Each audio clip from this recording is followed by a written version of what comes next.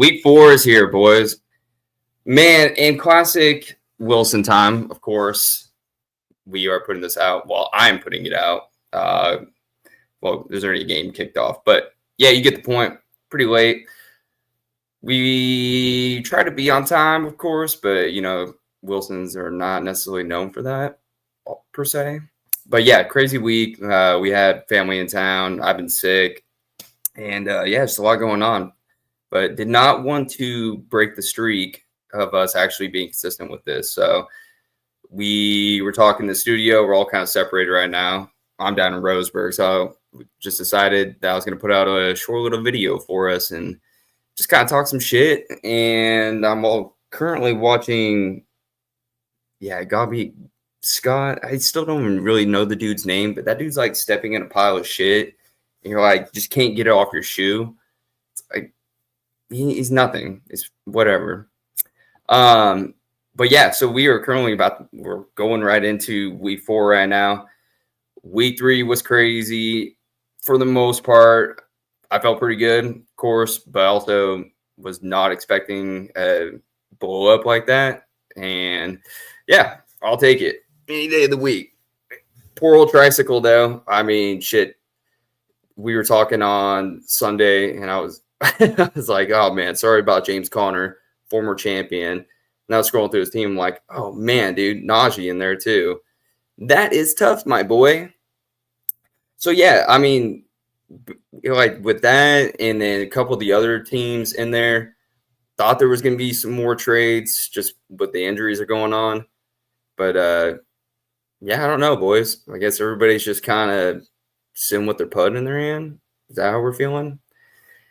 Yeah, interesting stuff. But I mean, I don't know. Maybe it's one of those things where everybody just wants to see it finish out for week 4 and just kind of go from there on it. Because I just thought there was going to be a little more going on. But, the only thing we really got was that trade a couple minutes ago for Juwan Johnson. Yeah, pretty low key. Jaden needed tight end. Makes sense. Yeah, so who knows?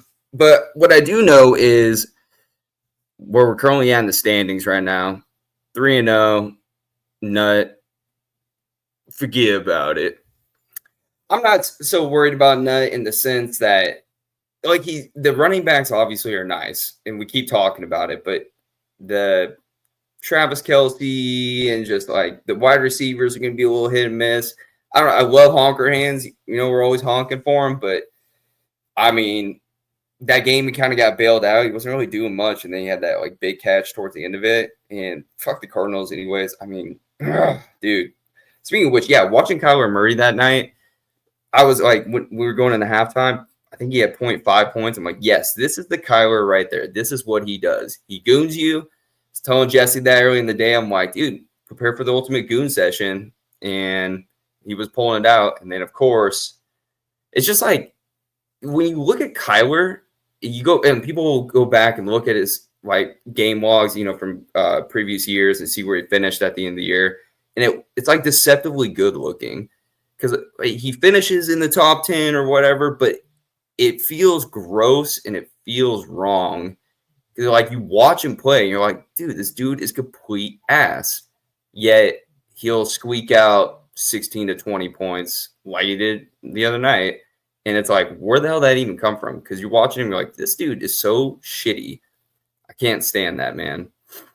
But regardless, so Nut sitting there at 3-0. Yeah, I don't know. We'll see how this really shakes out.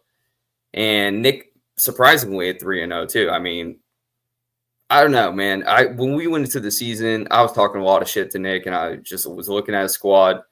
And I think a lot of us were kind of feeling that way. It just didn't really seem that teachy, But, yeah, it's just kind of like what Noah was talking about with my team and the Podley and how his previous teams have been. Some of these teams, you just kind of look at them and you're like, I don't like it, but it's working.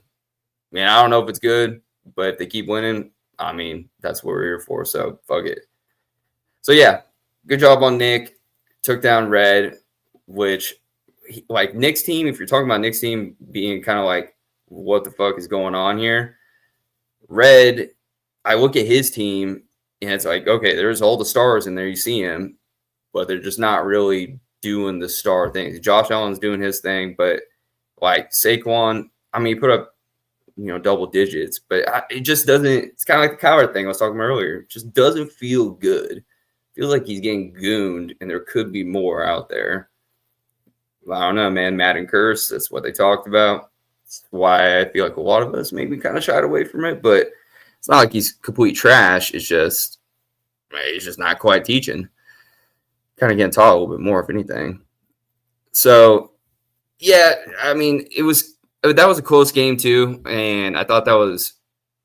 I don't know if Nick's feeling nicey about that. You need to check yourself, Nick, because man, some of that stuff, like some of the points and everything in that game was just like, dude, them missing the field goal at the end with not Myers, whoever the hell Red's kicker is. I don't know that. I mean, it could go either way, but like I wouldn't be feeling super confident about it and nut touched about it in the Podly. It's like you're playing against the garbage right now. Come and step up with the teachers. See what happens. But yeah, regardless, though, you're winning. So we'll see if you're talking shit or if you're talking sense later on. I was also just looking at the standings thing I put on here. I don't know, dude. I'm telling you, Sleeper on the desktop is so stupid. I don't know why it just doesn't do things normal. It's like got to be too different on there. But yes, me coming in third. I mean, I put on my little tagline there, the talent prophet, because, I mean, I just got a nose for the talent, I guess. But, yeah, no, it's working out, obviously. Rome Odunze has been way better than I ever thought. And Egbuka is, like, just, he's doing his thing. So I won't talk about my team too much. You guys already know what it is. But Jaden, like, coming out fourth, I was saying it last week, and it still feels that way to me where it's just like, and now he's got Juwan Johnson. I thought that's a nice little trade there for you, Jaden. So good teachings. You'll still get taught if you play me in the playoffs, but it's fine. But no, his team is just like it's consistent. It feels like they have just a nice four for each of his players, and I don't feel like there's a lot of like highs in there, But it's like as far as just going in and just. You feel like you know what you're going to get when you go in there. It's like going into your favorite restaurant or like coffee shop and they just know your order already. You're like, cool, thanks for that. It sometimes feels special. Sometimes, just whatever. You don't appreciate it. But no, yeah, Jaden's team coming in, that's big time for him. And I think for him, it's just a matter of like just keeping the train going, but like, I don't know. Maybe this is why people feel like they're not really trading right now because I know I feel this way a bit. If you're consistently putting up the points and there's like some weaknesses, but it's just hard to make a big splash right now because you want to just keep it consistently going. And especially when we're talking about the beginning of the year and how important it is to have that fast start. Because I do know, talking the dirtiest one over there, it's like as soon as you get down to, in 3 or maybe like some people after this week, 1 and 4, you get the vultures coming out and everybody just wants to pick you apart. And I don't think people are quite there yet as far as just selling off a player straight up. I've had a little bit of talks this last week. And it's hard to be this early in the season and just give a guy away for cash. Like if, I feel like that's more of when you get closer to the trade deadline. And I know Calvin was wheeling and dealing last year, but I don't know, man. It's hard early in the season to do it that way. I'm more the kind of person that if you're going to come to me with a trade, I'd rather be talking like package deals, with some players and cash or whatever. I feel like, I'm going to go on a rant here, but I feel like with the trades now, since we've gotten more creative ever since we had the draft cash come into it, but now it's like, I feel like we're not utilizing to our full potential what we could be doing with trades. Still have yet to see a 3-way trade go through. I mean, Jaden and Alec just did a nice one there with a little bit of draft and fab, but that's what I'm saying. It's like you can put together like all these different things into it and make some crazy looking trade, just getting creative with it. Just yet to see very much of it. But yeah, Trone sitting at 5. By the way, I was pretty proud of my Bukaki Gooshbang. That's nice. But yeah, Trone's team, I mean, he's doing things like that. He's just taking care of business. Kind of the same thing with Jaden. And I feel like it was like interesting last year because with Trone, you guys heard, was pounding the table that man actually had a good team and just couldn't start the right players.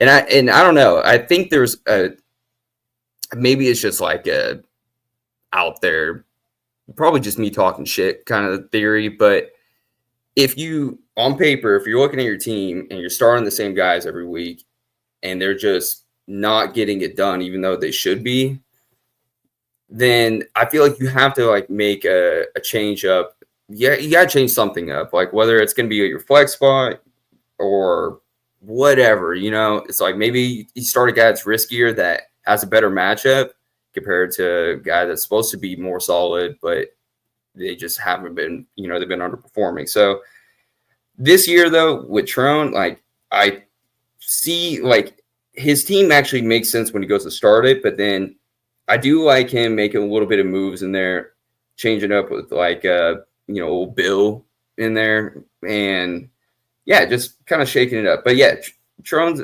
I do like what I'm seeing from Trone, the consistencies, like he's putting up points each week, and he's already battling some of the injury bugs in there. But I mean, I think he did a good job drafting with some depth. So we'll see, man. I feel like after Trone's, experience going through the Sacco, even though I'm pretty sure he's going to become a comedian now and go on tour, it's kind of like he has an awakening. It just feels to me that he does not want to go back down that toilet bowl. It's understandable. Never been there, but I mean, I can imagine.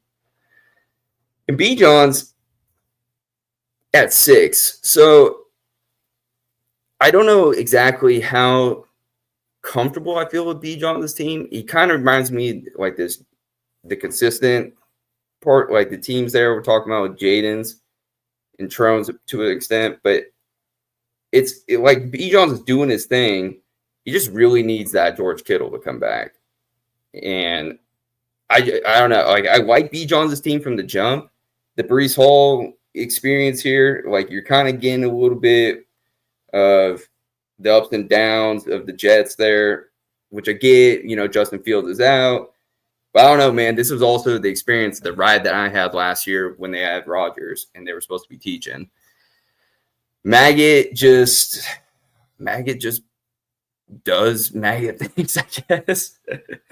I don't know. It's weird. It's like the guy should be a hog. They're supposed to have a juicy offensive line, but then, we're just sitting here looking at like dud games, teaching games.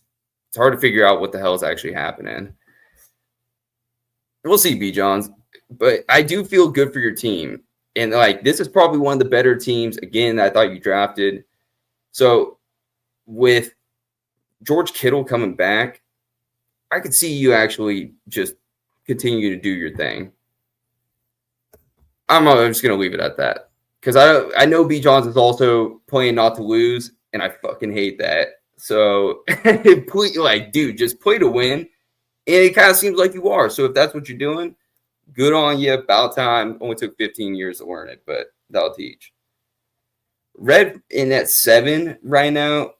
And this is where you change to the 1 and 2. So, again, man, I don't know, Red, what's going on with your squad outside of just not performing to where they should be. I mean, DK is obviously looking nice right now.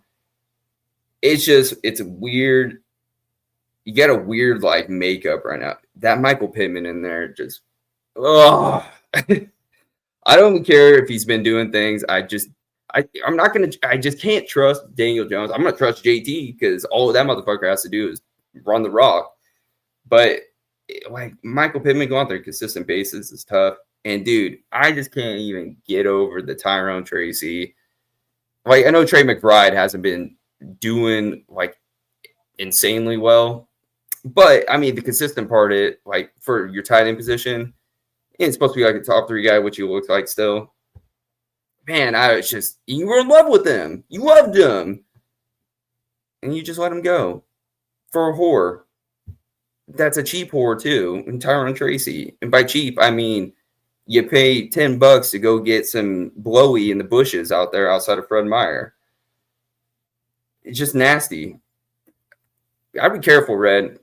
You might be slipping in the votes here because 2 loss, streak here. That's me teaching. And then, like, right behind you, too, now we got C. Vin, number 8. So I just can't, like, C. Vin keeps talking about the positive TD regression because of, his team's putting up the points and everything. He's only got, I think it's like 8 TDs. But it's just like, still, man, I do like Calvin's team to an extent. It's just there's a lot of like just kind of interesting things happening with it. I think he'll get more TDs. I just don't. It's like some of the guys on there, like, I don't know, Tyquan Thornton right now, Scatabo. I've been hearing about goddamn Scatabo all week. Why are we talking about high school highlights too? If we're going to talk about high school highlights, I don't mind watching Derrick Henry highlights because the dude is just like a freak of nature out there. He's just gigantic, man among men out there. But like Scatabo just looks like your normal high school player. Yeah, he was teaching, but like I feel like I was watching a Roseburg Indian highlight reel. It's just like whatever, dude. So he'll be fine. It's just I'm not going to be getting all hyped up about it. So with Steven, I mean, we'll see what happens here, buddy. You got to get those touchdowns, but I mean, it's like if the touchdowns aren't coming, maybe that's like the teams are playing for. And then I also feel like on some of those guys, there's got to be a little regression as far as like the yards and everything. Yeah, CMC they can work the shit out of them. But as the season progresses here, if the Niners keep losing, the battles and the injuries and stuff, like, I don't know, man. Eventually, I feel like there's got to be not to mention, too, how old is old CMC here?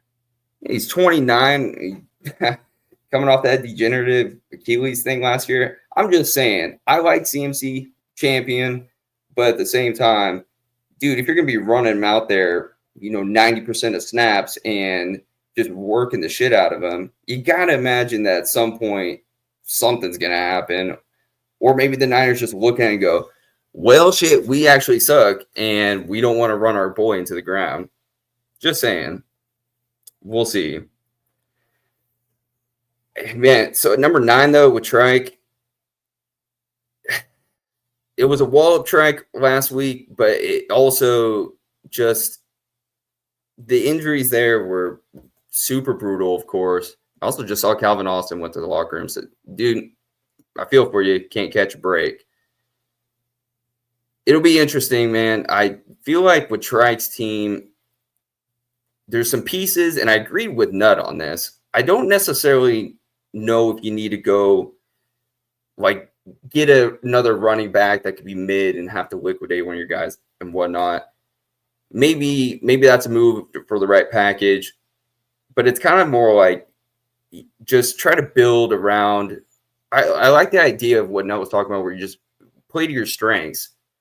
So if you were able to go out there and get, another solid wide receiver that could make up for some of the points that you're not getting from the running backs, well, fuck yeah, I would do that.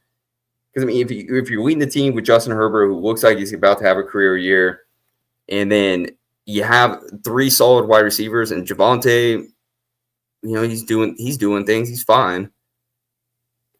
We'll see. But also, Trike was one of the teams that, I talked with them in trades, but, I mean, outside of that, I felt like he was one of the teams I thought had to make a trade this week.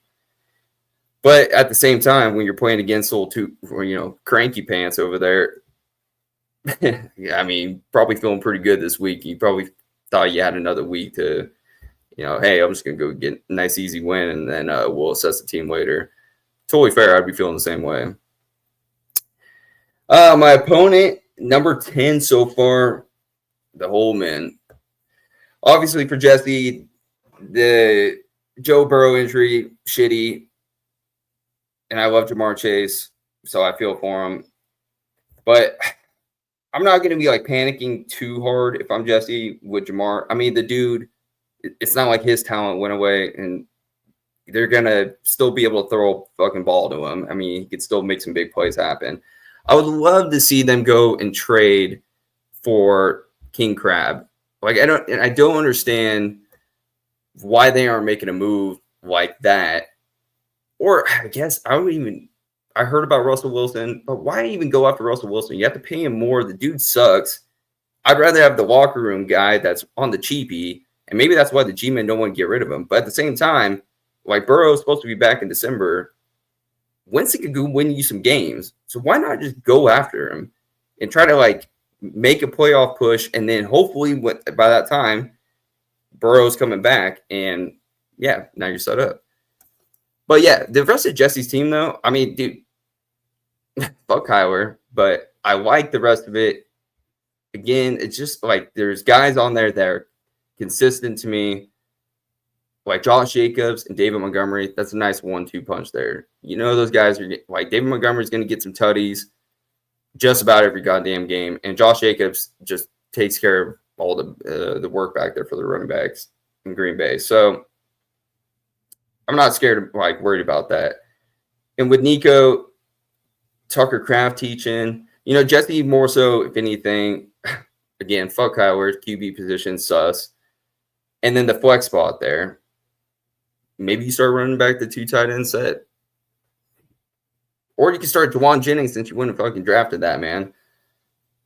Either way, you're going to lose this week, buddy. Sorry. I'll be over for Monday night, though, to watch Patrick Surtain shut down old Ja'Marr. So 11, the Naughty Boys. Alex team, hold on, take a little sip here. Alex team is just like disgusting looking to me. Daniel Jones starting at quarterback. I know the dude's having a resurgence here, but at the same time, are you really going to feel great trusting him going forward? Probably not. Kyron's like one of those guys where he's good and everybody loves him, but like they've been running his ass into the ground for the last 3 or 4 years. Blake Corum's starting to get a little more work there. They're having to toss the ball. I don't know, man. We'll see what happens there. He's not feeling that top 5 potential, though. And yeah, and Chuba, like, I'm looking at this team. Chuba, Quinn Johnson. I do love me some Tomcat. Mark Andrews, whatever. He can have that game last week, but I feel like they're easing that guy out. And then, yeah, it's just like the rest of the team. I mean, whatever. J.K. Dobbins, fine flex guy. Truckman, that's cool. You're really going to need CD and Chris Godwin. You need Chris Godwin to come out and actually go back to doing his thing and have a role out there. It's like Buka, he's obviously teaching him. Mike is going to have his spot when he comes back. Real big bummer about Black Sheep, though. CD, that's a tough one, but he'll be back. But, it's like you're at 1-2 right now, so you guys better start winning some games. And I don't know, man. It's a little sketchy out there for you. And then one of my favorites. And, of course, let's just look at the bottom. We'll just finish up with the bottom 3 here. You got Swine Empire at 12.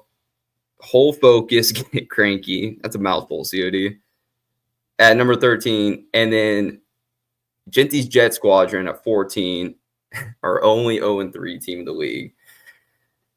So we have two Sacco guys in here, and then a guy that should have been in the Sacco last year and arguably had the worst team ever assembled. But isn't it funny how we find ourselves this year and those guys are back down at the bottom 3? I mean, COD's team is dude, like obviously Joe Burrow, that was tough.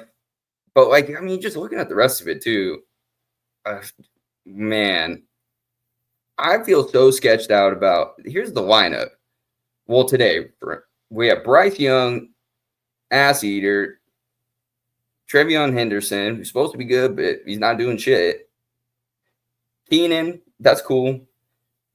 But then we got Harold Bannon, Matthew Golden. Like, dude, yeah, I mean, man, that is just a lot of risk going on in there.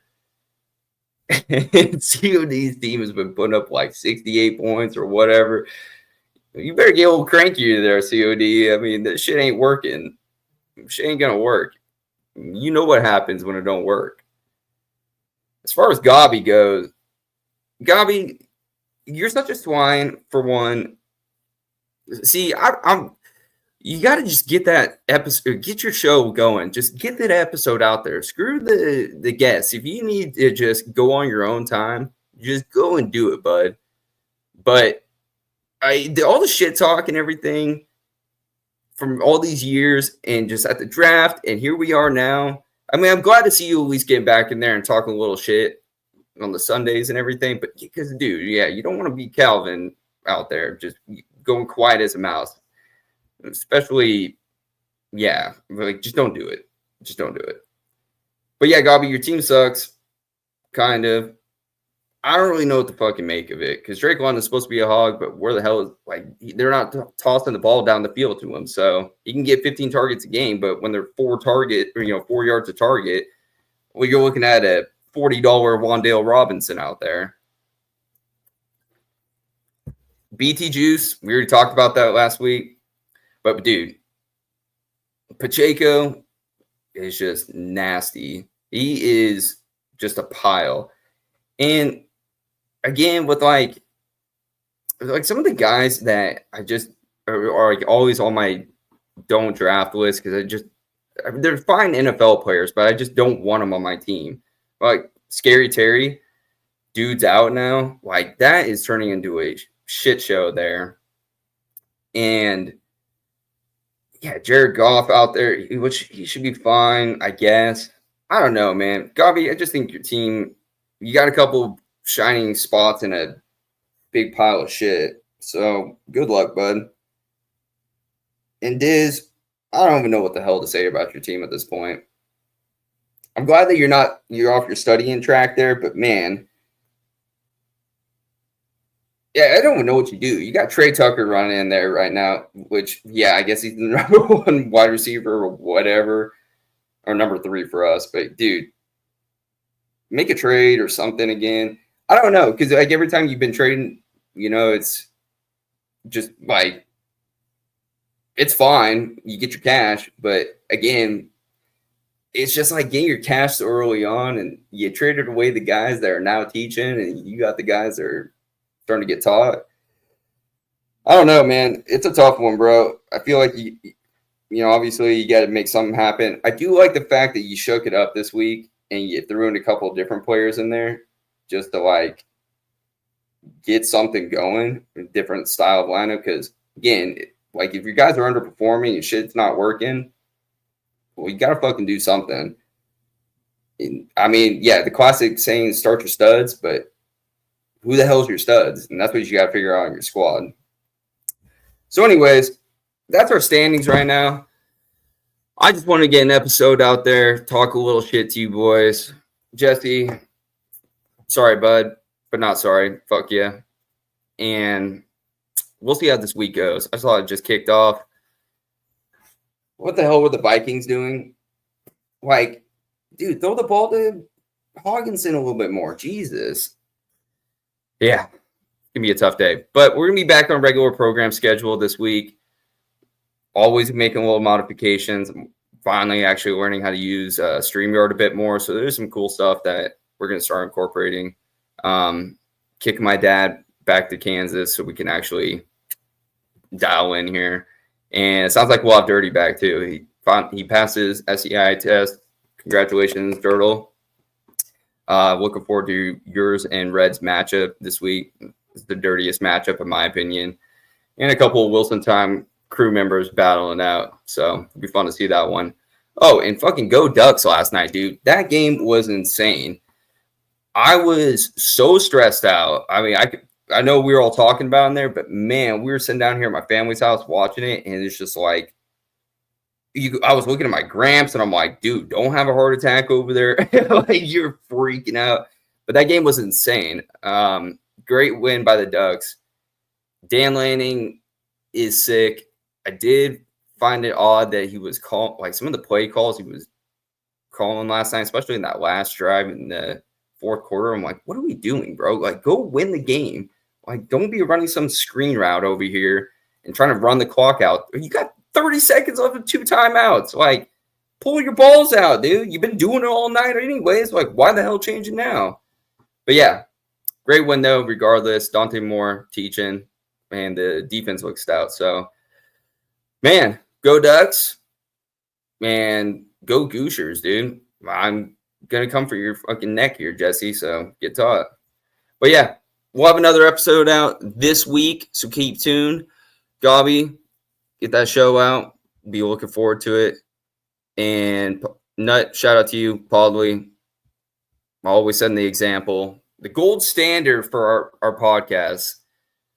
But yeah, it's good to at least get something out here, boys. Good luck to all y'all, but not really, just to me. All right, I'll see you out there.